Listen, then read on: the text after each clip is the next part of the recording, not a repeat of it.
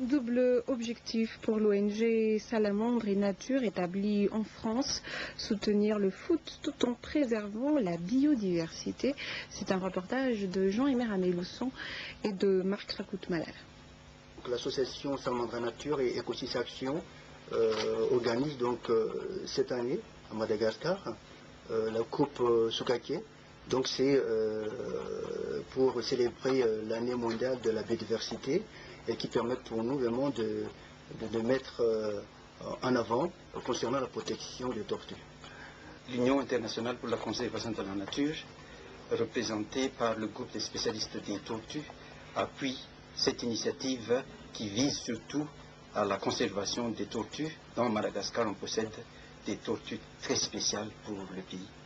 Monsieur Magasson, qui suis de l'école supérieure des sciences agronomiques de l'université d'Antananarivo, votre rôle dans tout ça, puisque vous êtes à la tête de Madagascar National Park? Notre rôle est simple. Comme il le disait, les tortues malgaches sont assez particulières. Nous gérons ces tortues dans des parcs nationaux qui sont à la baie de Balitz, Manampetsutse, et puis à Cap Sainte-Marie, sous l'égide du ministère de l'Environnement, qui est notre ministère tutelle. Nous participons activement à cette manifestation qui facilite notre tâche à travers les sensibilisations et les manifestations qui sont organisées dans les stands environnants.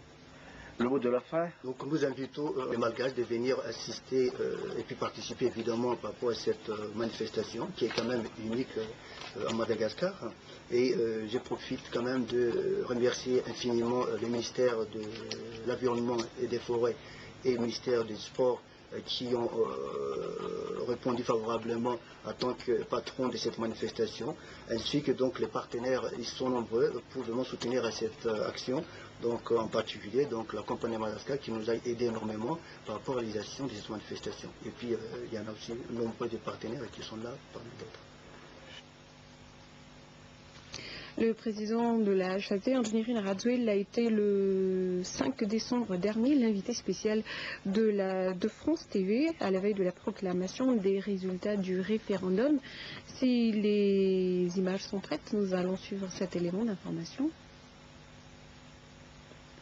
Sinon, nous allons parler de l'actualité internationale. En Colombie, après les intempéries, les recherches se poursuivent pour retrouver les dizaines de victimes du glissement de terrain de dimanche dans le nord-ouest du pays. Bilan provisoire, 23 décès et une centaine de disparus. Reportage. Les recherches se poursuivent en Colombie. Dimanche, un glissement de terrain a dévasté une partie de Belo, une ville de la banlieue de Medellín, au nord-ouest du pays. Plus de 100 personnes sont toujours portées disparues.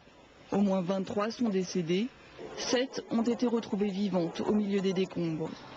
Le travail des secouristes se fait principalement à main nue. Des experts viennent d'arriver avec des chiens. Ils vont aider les secouristes qui font un travail à la main. Nous ne pouvons pas amener d'équipement lourd parce que nous espérons toujours retrouver des gens vivants. Les survivants observent angoissés le travail des secouristes et s'effondrent dès qu'ils voient passer un corps. Tout ce que je possède encore, c'est ce que j'ai sur moi. J'ai perdu ma maison et toute ma famille. Nous étions tous là, à la maison, quand la boue est arrivée. J'ai crié, ma famille est sortie, mais mon frère et mon cousin ont été ensevelis. Dans cette vallée, de nombreuses habitations sont construites à flanc de montagne et particulièrement vulnérables au glissement de terrain. La tragédie était donc attendue car le pays connaît cette année une saison des pluies sans précédent. Un double attentat suicide perpétré hier au Pakistan a fait 43 morts. Il a été revendiqué par le mouvement des talibans. Et l'Union européenne et le Fonds monétaire international vont allouer 85 milliards d'euros pour sauver l'Irlande. D'autres actualités en bref. Le plan d'aide à l'Irlande de l'Union européenne et du Fonds monétaire international validé par les ministres des Finances de l'UE. Ce plan de sauvetage doté de 85 milliards d'euros fait de l'Irlande le deuxième pays de la zone euro après la Grèce à bénéficier d'un tel soutien. Cette adoption formelle du plan, destinée notamment à renflouer les banques de l'ancien tigre celtique, intervient alors que les députés irlandais entament ce mardi l'examen du budget 2011 qui prévoit d'importantes mesures d'austérité. Le bilan du double attentat suicide perpétré hier dans le nord-ouest du Pakistan est monté à 43 morts mardi. L'attaque qui visait un bâtiment de l'administration a été revendiquée par le mouvement des talibans du Pakistan. Le mouvement a fait allégeance au réseau d'Oussama Ben Laden et mène une campagne d'attentats qui a fait près de 4000 morts en 3 ans. Mardi à Quetta, dans le sud-ouest du pays, c'est un chef de gouvernement provincial qui a réchappé à un attentat suicide visant son convoi. L'explosion a tout de même fait 1 mort et 9 blessés. À Genève, les discussions sur le nucléaire iranien ont pris fin mardi sans avancée notable. Le chef de la diplomatie européenne a cependant qualifié ces discussions de substantielles et détaillées. Catherine Ashton a également insisté sur le fait que l'Iran avait des droits mais aussi des devoirs.